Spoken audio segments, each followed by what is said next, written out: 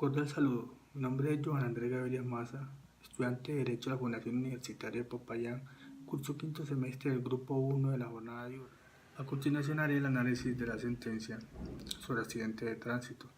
Con identificación Corte Suprema de Justicia, Sala de Casación, sentencia AC-530-2016.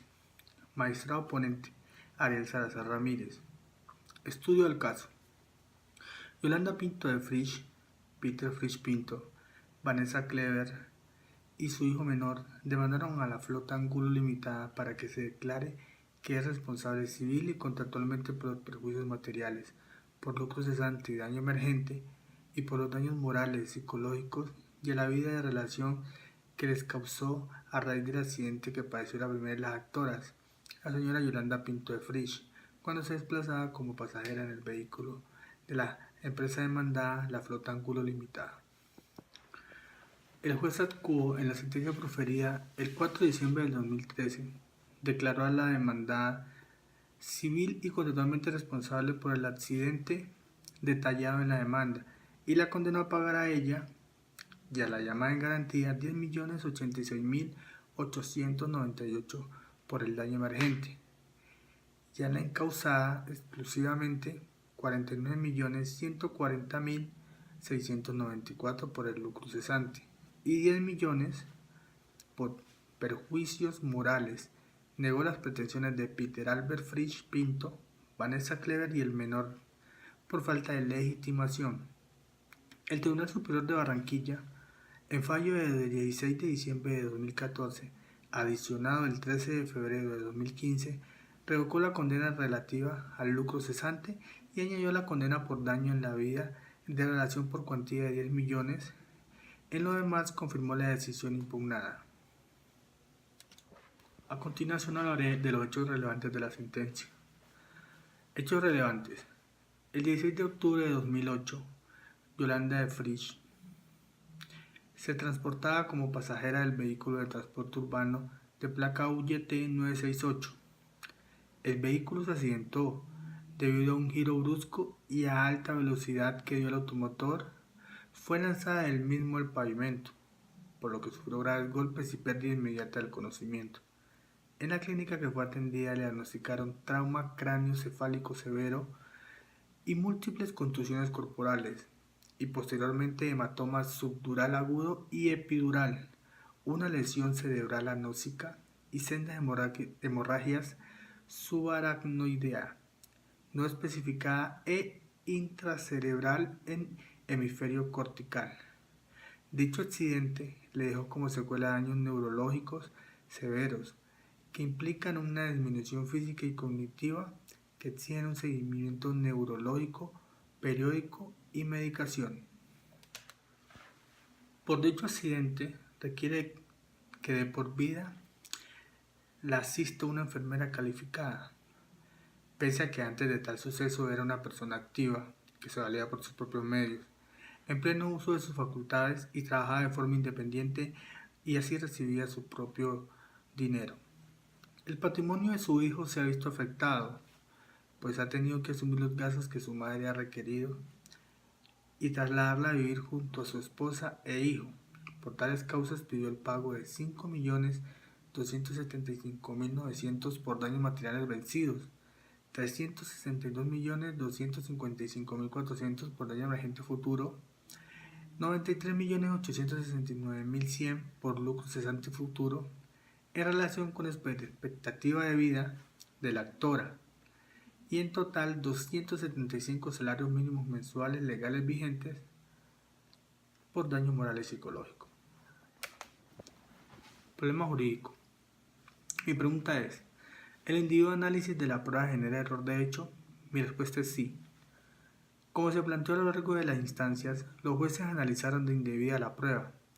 El hecho puntualmente se generó porque se dejó de apreciar los testimonios de Jaime Rodríguez, Celina Cárdenas y Gilmar Silguero, la evaluación en neuropsicología, la valoración psiquiátrica y la resonancia magnética, un informe emitido por el Instituto Nacional de Medicina Legal, la historia clínica, la declaración jurada de María Mercado y el interrogatorio de parte de la demandante. La Corte se expresó de la siguiente manera, abro comillas, se evidencia cómo se estructura en la sentencia que la valoración de los elementos de carácter probatorio fueron imprecisos.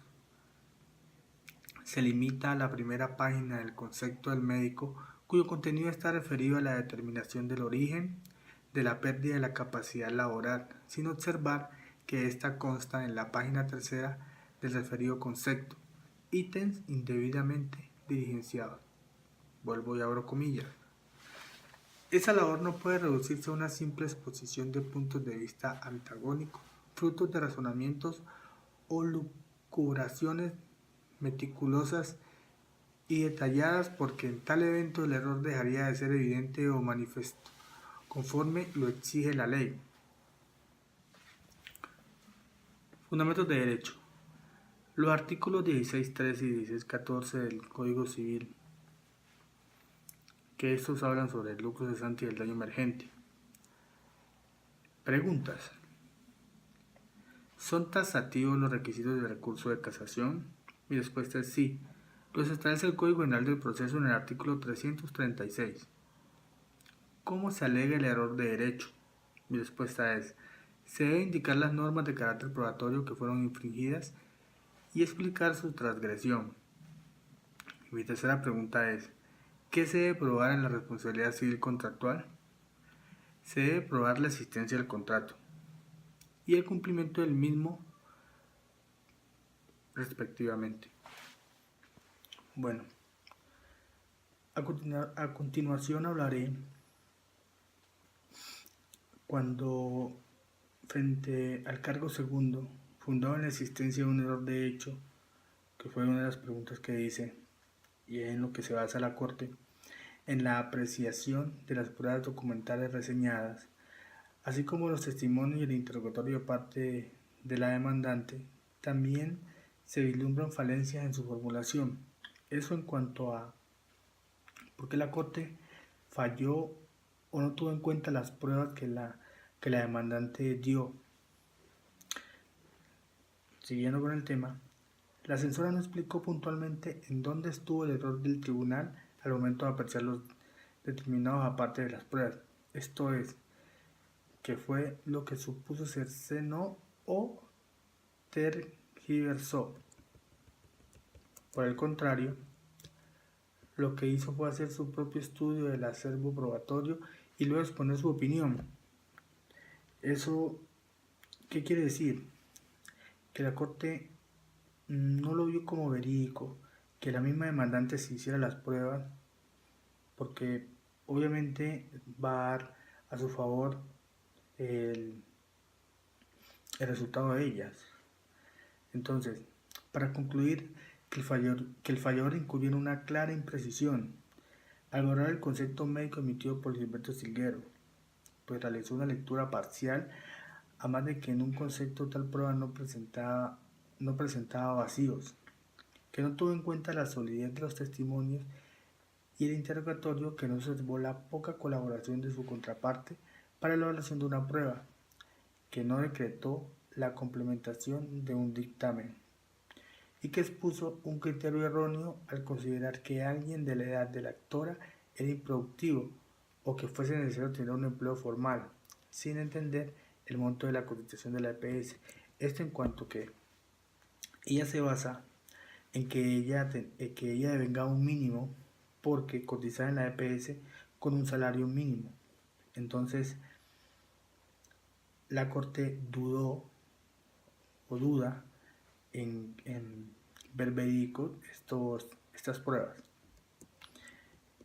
Siguiendo, es claro por lo tanto que la actora tan solo se limitó a efectuar un análisis que la condujo a aseverar que el sentenciador incurrió en desacierto en su labor de valoración, lo que en materia de casación no resulta suficiente para infirmar el fallo atacado, pues como de forma reiterada se ha sostenido por esta corporación, no puede confundirse el error de hecho con la mera inconformidad del recurrente respecto del libre apreciación que se efectúa de los elementos de persuasión que obran en el proceso.